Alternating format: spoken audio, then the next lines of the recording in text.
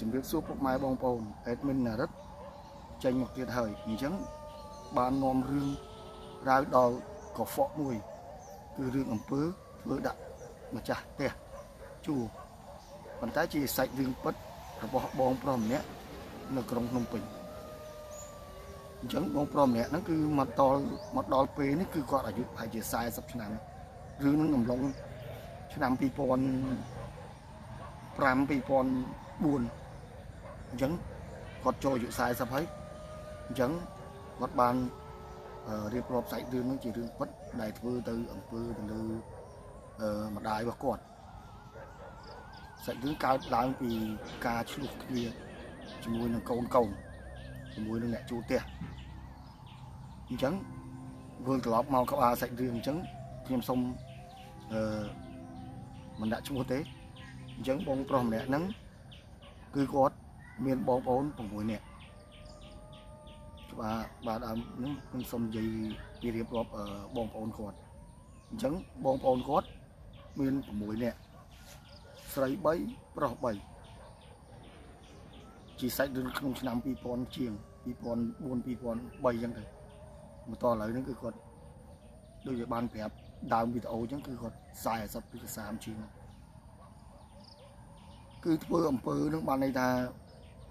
គឺដំបូងឡើយគឺគាត់ជាមួយនឹងក្រុមគ្រួសារគាត់ហើយម្ដាយឪពុកគាត់គឺមានផ្ទះជួលជាលក្ខណៈផ្ទះជួលហ្នឹងគឺផ្ទះខាងលើហ្នឹងគឺផ្ទះឈើតែខាងក្រោមថ្មគឺអត់ទាន់មានរៀបអីទេវាយជាលក្ខណៈថាកុងផ្លាក់គេអញ្ចឹងអត់មានរៀបអត់មានអីទេទ្វារក៏ឈើដែរអញ្ចឹងបងប្អូនសាកសម័យមើលគឺជំនាន់ហ្នឹងគឺពិបាកណាស់ផ្ទះជួលដូចជាសតមែនតើហើយបងគាត់បានប្រាប់ទៀតថាផ្ទះជួលក្នុងតម្លៃដូចជាមួយខែ$10ជាង$15ទៅ$20ក្នុងមួយបន្ទប់អញ្ចឹងគាត់ជួលបានតែ2បន្ទប់ទេ2បន្ទប់3បន្ទប់ទេអញ្ចឹងគាត់វាយនោះ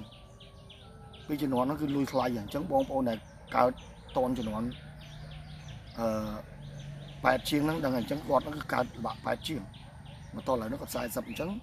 របស់អីក៏ថ្លៃដែរសូម្បីផ្ទះជួលហ្នឹងក៏ថ្លៃដែរជំនាន់ហ្នឹងគឺថ្លៃ10 20គឺថ្លៃឲ្យបងប្អូនអ្នកតនជំនាន់ហ្នឹងគឺដឹងហើយអញ្ចឹងយើងចូលមកការដែលគាត់ជួលបន្ទប់អញ្ចឹងគាត់តែងតែជួលបន្ទប់ដូចថាឥឡូវបន្ទប់ជួល2 3បន្ទប់អញ្ចឹងទៅបងប្អូនជួលទៅដូចថាបន្ទប់នេះជួលឲ្យប្តីប្រពន្ធអញ្ចឹងទៅនៅទៅនោះជួលឲ្យប្រុសៗអញ្ចឹងគេដោះដូរចេញចូលរហូតអញ្ចឹងណាប៉ុន្តែមកចុងក្រោយទៀតមានអ្នកជួលផ្ទះហ្នឹងគឺអ្នកជួលផ្ទះគឺគាត់មានកូនចៅកូនស្រី2នាក់អញ្ចឹងទៅក្រោយមកម្ចាស់ផ្ទះជួលក៏មានកូនដែរគឺកូនស្រីតែសារជាលេងជាមួយគ្នាទៅវិញទៅមកហើយម្ចាស់ផ្ទះជួលហ្នឹងក៏គាត់ចិត្តល្អដែរគឺគាត់ហុចម្ហូបមហានំចំណីអីចឹងទៅឲ្យអ្នកដែលជួលផ្ទះគាត់ហ្នឹងទៅគាត់ធ្វើបុណ្យដែរប៉ុន្តែរឿងដែលមិននឹកស្មានដល់គឺរឿងអ្នកជួលផ្ទះធ្វើអំពើដោយកើតឡើងនៅក្នុងករណីកូននិងកូនគឺឆ្លោះគ្នាហើយបងប្អូនអ្នកធ្វើអំពើបងប្អូនត្រូវចាំណាបើមិនជឿកុំប្រមាថគឺកើតឡើងដោយការឆ្លោះគ្នាអញ្ចឹងមកស្រាប់ទៅម្ចាស់ផ្ទះជួលហើយនឹងអ្នកជួលផ្ទះបានឆ្លោះគ្នាដោយសាររឿងកូនក្មេងឆ្លោះគ្នាយំក៏វាយគ្នាទៅវិញទៅមកទៅប៉ុន្តែខ្ញុំចង់បញ្ជាក់ប្រាប់អ្នកជួលផ្ទះហ្នឹងគឺគាត់ខ្មែរទៅវិញអាហ្នឹងគេហៅកម្ពុជាក្រោមអញ្ចឹងទៅមកពេលដែលឆ្លោះគ្នាហ្នឹងយើងបន្តគ្នាម្ដាយនឹងម្ចាស់ផ្ទះជួលហើយនឹងអ្នកជួលផ្ទះគាត់មកក្រោយមកគាត់គឺក៏បានដេញអ្នកផ្ទះជួលហ្នឹងជួលផ្ទះគាត់ហ្នឹងឲ្យចេញបាទឲ្យចេញប៉ុន្តែបងប្អូននឹងមានរឿងកើតឡើងគឺបានធ្វើអំពើគឺយកស្អីដាក់បងប្អូនខ្លាំងមែនទេគឺឆ្អឹងបងប្អូនគឺឆ្អឹងគេយកទៅសោកនៅអានងផ្ទះឈើគឺមានអានងជំនាន់ហ្នឹងអត់មានរៀបពីដានរៀបស្អីឬក៏ វាយឲ្យចិត្តអីទេគ្រាន់តែមានវាយតែកងប្លាក់គេបត់ជុំវិញហើយបន្ទប់20រៀល5 10អញ្ចឹងវាស្មើនឹង 60000 រៀលឬក៏ 80000 រៀលក្រោយមកពេលដែលអ្នកផ្ទះជួលនឹងចេញទៅគេក៏បានដាក់ឆ្អឹងនឹងមកដុំចូលទៅសោកណាម្ដងក្រោយមកម្ចាស់ផ្ទះជួលនឹងគឺមកទោះបងយើងពិតចាស់ផ្ទះជួលនឹងគឺគាត់បានដេកយប់ឡើងតែងតែរសាប់រសល់គេហៅលិចហៅកើតរហូតដល់ថ្នាក់គាត់ឈួតបងប្អូនរហូតដល់ថ្នាក់គាត់ឈួតមកទោះតែម្ចាស់ផ្ទះជួលហ្នឹងក៏គាត់បានឥឡូវស្លាប់អត់ដែរគាត់ស្លាប់ក្នុងអំឡុងអាយុ53ឆ្នាំមកតឥឡូវហ្នឹងគឺគាត់បានស្លាប់ដូចជា10ឆ្នាំជាង7 10ឆ្នាំបាត់ហើយជាងខ្ញុំសូមលើកយកគាត់យកមកនិយាយគាត់បានអញ្ចឹងយើងចូលមកកន្លែងដែលគាត់ល្វើល្វាយអញ្ចឹងបាទល្វើល្វាយគាត់ឃើញលិចឃើញកើតឃើញខ្មោចឃើញអីគាត់ស្រែកគាត់ភ័យរហូតដល់ថ្នាក់គាត់ឈួតស្រាប់អាវស្រាប់ខោអស់ពីខ្លួនណាបងប្អូន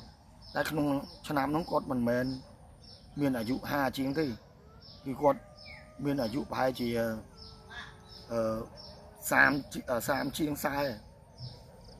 បាទអញ្ចឹងសាច់រឿងហ្នឹងគឺគាត់ក៏បានឈួតយើងចូលដល់កន្លែងគាត់ឈួតហ្នឹងស្រាប់លិចស្រាប់កើតរត់ដើរពេញផ្សារពេញផ្លូវដង្ហែមអីចឹងទៅអញ្ចឹងរហូតទៅមើលគ្រូណាចំណែកឯឪពុកប្តីហ្នឹងគឺម្ចាស់តែជួប្រុសហ្នឹងគាត់ក៏បានរកគ្រូមើលដែរប៉ុន្តែពេលដែលរកគ្រូមើលនោះទៅគ្រូនេះក៏រកអត់ត្រូវគ្រូនោះក៏រកអត់ត្រូវអញ្ចឹងគាត់បានទៅរកគ្រូផ្សេងទៅគេថាផ្ទះជួលហ្នឹងអត់ផ្ទះចៅឯងគឺមានគេធ្វើអំពើគេបានដាក់ជាលក្ខណៈឆ្អឹងអញ្ចឹងទៅមើលអណ្ដងទៅអញ្ចឹងបងប្អូនទៅមើលអណ្ដងអត់ចៅឯងទៅមើលអណ្ដងដល់ពេលដែលគាត់ទៅឆែកទៅគឺឃើញមែនឃើញឆ្អឹងខ្មៅដាក់នៅសោកនៅអណ្ដងក្រោយមកទៀតអញ្ចឹងពេលដែលគាត់បានយកឆ្អឹងនឹងបោះចោលហើយគាត់បានហៅគ្រូឲ្យទៅសូត្រមុនមកបណ្ដេញវាយដាក់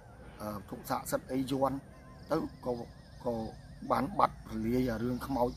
ព្រាយដែលមកផ្ទះតែងតែហៅគាត់ទាំងយប់ទាំងថ្ងៃអញ្ចឹងណាថ្ងៃក៏ហៅយប់ក៏ហៅដូចជាព្រាយអញ្ចឹងដូចជាឆ្អឹងព្រាយអញ្ចឹងបងប្អូនហើយរឿងនោះរឿងពិតហើយមកទៀតគាត់ក៏បានមើលជាសះស្បើយទៅអំពីអំពើអំពន់ហ្នឹងអញ្ចឹងសាច់រឿងនេះជាសាច់រឿងពិតរបស់បងប្រុសម្នាក់នៅភ្នំពេញអញ្ចឹងadmin មានតែប៉ុណ្្នឹងទេបើសិនជាខុសឆ្គងអីគុំសំខាន់ទៅអភ័យទោសពីព្រោះជារឿងនេះជារឿងពិតអញ្ចឹងបងប្អូនខ្លះអាចនឹងយល់ពាក់ព័ន្ធនឹងអំពើគឺអាចដឹងមានប្រកបអញ្ចឹងសូមអរគុណជម្រាបលាបាយបាយ